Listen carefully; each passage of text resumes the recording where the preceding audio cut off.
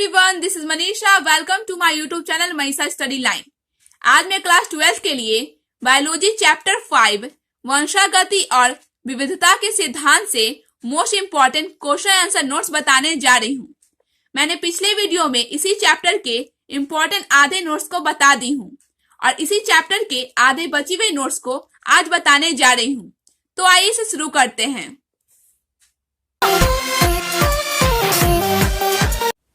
Question number first, सप्रभाविता से क्या समझते हैं? सप्रभाविता से क्या समझते हैं? तो इसका आंसर होगा, जब दो जनकों के बीच संकरण कराया जाता है, जब दो जनकों के बीच संकरण कराया जाता है तो उनसे उत्पन्न संतान में दोनों जनक के लक्षणों का प्रभाव पाया जाता है, तो उसे सप्रभाविता कहते हैं, जैसे रक्त समूह A B. Question number second है, क्वेश्चन नंबर सेकंड, घातक जीन किसे कहते हैं? घातक जीन किसे कहते हैं, उदाहरण दे। तो इसका आंसर होगा, वैसा जीन जो समयुग्मनजी स्थिति में होता है तो व्यक्ति की मृत्यु हो जाती है, घातक जीन कहलाता है, जैसे सिकल सेल एनीमिया में। क्वेश्चन नंबर थर्ड है, बहुप्रभावी जीन किसे कहते हैं? बहुप्रभावी जीन किसे कहते हैं?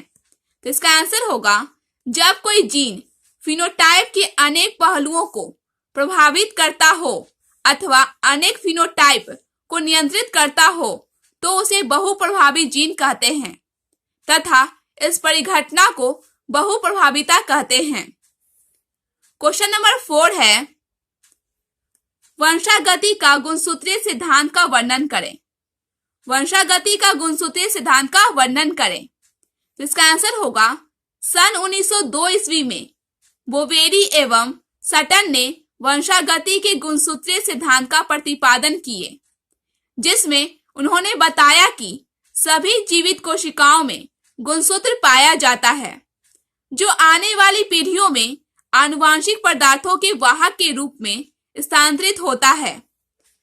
कोशिका में गुणसूत्र जाल के रूप में पाई जाती है, जिसे क्रोमेटिन कहते हैं।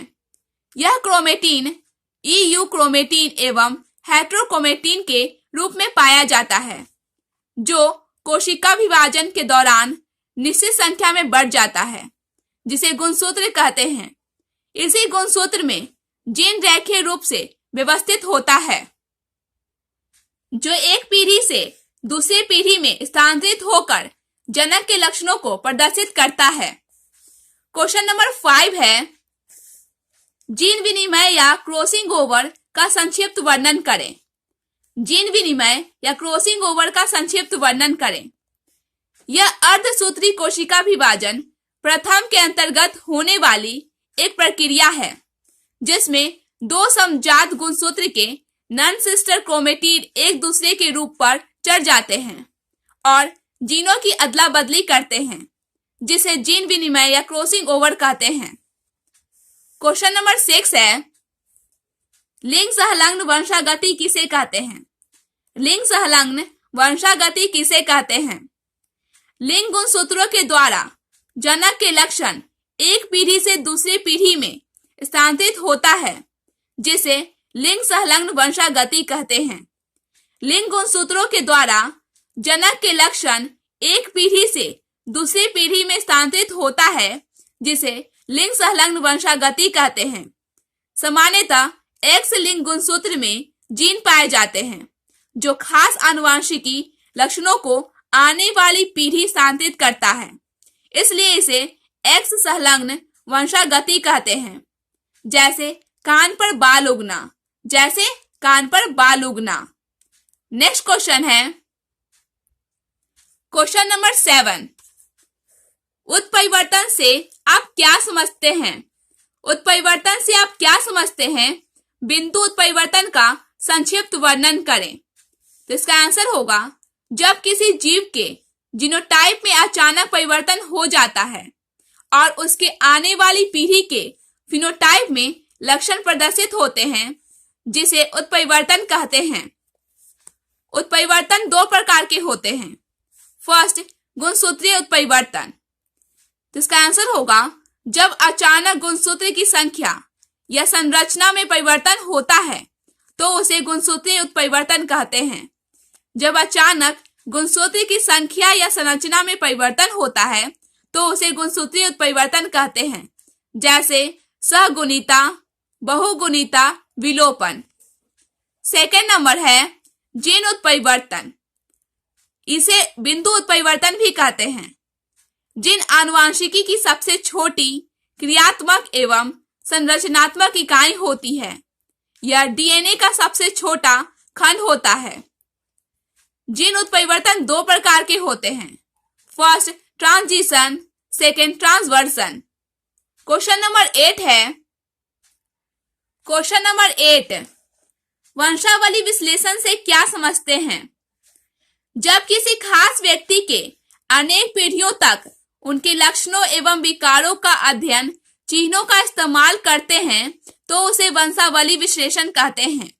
इसके द्वारा आनुवांशिकी रोगों का अध्ययन आसानी से कर सकते हैं। क्वेश्चन नंबर 9 है, लिंग संलग्न विकार से क्या समझते हैं?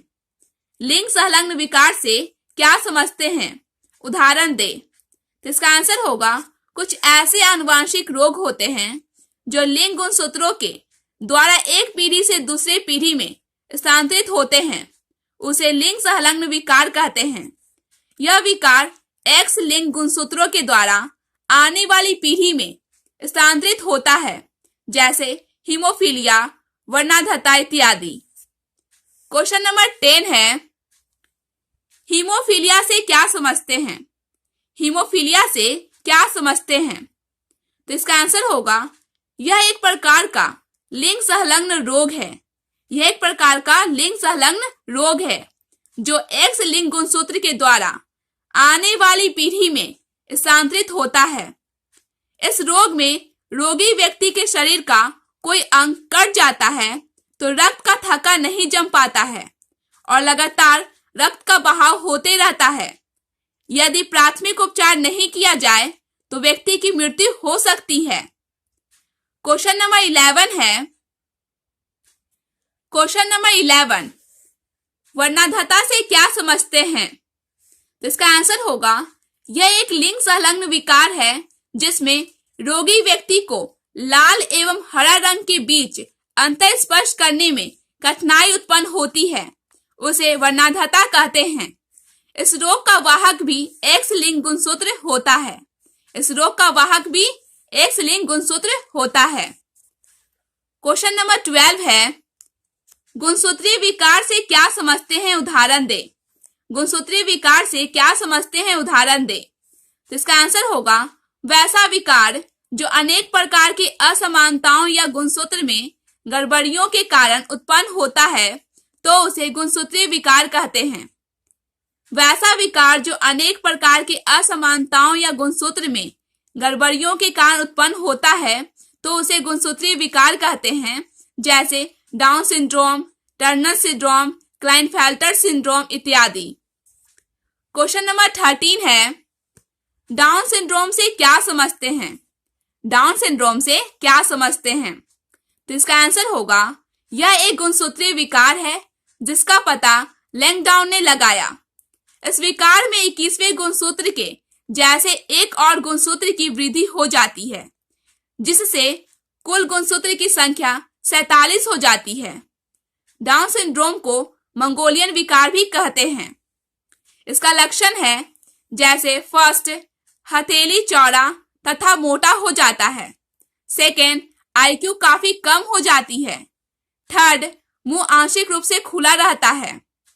आईक्यू मतलब उनकी बुद्धि कम हो जाती है, उनकी सोचने की क्षमता कम हो जाती है। क्वेश्चन नंबर 14 है, टर्नर सिंड्रोम से क्या समझते हैं?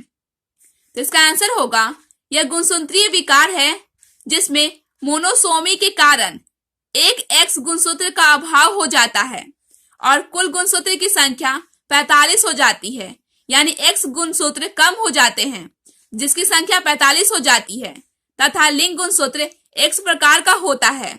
इस विकार से पीड़ित स्त्री का कद छोटा होता है, अंडाशय दबा हुआ होता है, सामान्यतः बांझ होती है। क्वेश्चन नंबर 15 है, क्लाइनफेल्टर सिंड्रोम किसे कहते हैं?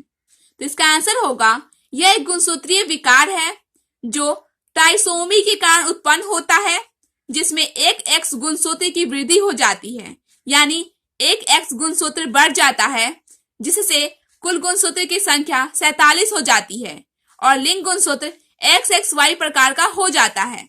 इसके लक्षण है, फर्स्ट, पीड़ित व्यक्ति बांझ होते हैं। सेकंड, जन्म तो पुत्र लेता है किंतु धीरे धीरे उसमें पुत्री के लक्षण विकसित होने लगते हैं। मैंने चैप्टर 5 के सारे इंपॉर्टेंट क्वेश्चन आंसर के नोट्स बता दिया है, आप इसे अच्छी तरह याद कर लें। Thanks for watching, take care.